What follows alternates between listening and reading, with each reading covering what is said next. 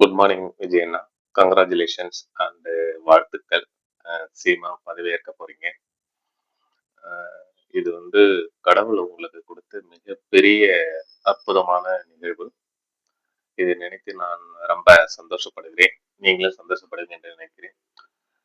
60-70 வருஷமா தமிழ்நாட்டை ஆண்ட கட்சியை முதன் முறையிலேயே ஒரு சிஎம்மா வந்திருக்கீங்க.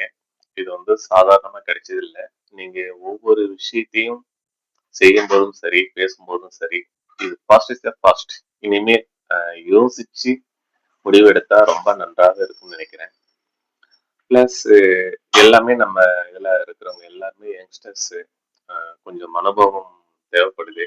அதனால பெரியவர்களுடைய அனுபவ பக்கத்துல வச்சுக்கிட்டு அவங்களுடைய அறிவுறுத்தலின்படி ஒவ்வொரு துறையா டிசிஷன் எடுத்து அதை இம்ப்ளிமெண்ட் பண்றது ரொம்ப நல்லா இருக்கும்னு நினைக்கிறேன்.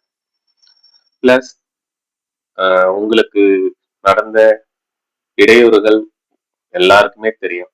அதையும் மீறி ஒரு தனியாளா எடுத்த எடுப்புலயே மீன்ஸ் ஃபர்ஸ்ட்லயே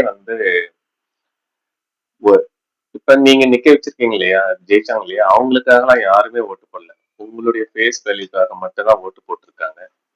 அதை நினைத்து ஒவ்வொரு செயல்லையும் கொஞ்சம்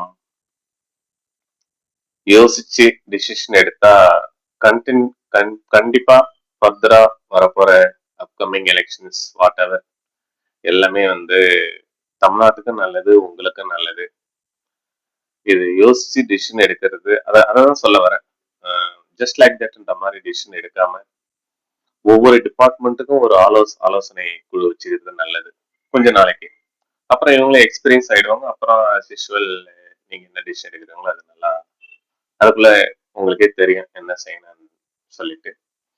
பட் எந்த சூழ்நிலையிலும் தமிழ்நாட்டை எங்கும் தலைகுனியே வைக்காமல் இருப்பது நல்லது. உங்களுக்கும் நல்லது, நம்மளுக்கும் நல்லது, நம்ம தமிழ்நாட்டுக்கும் நல்லது. நன்றி.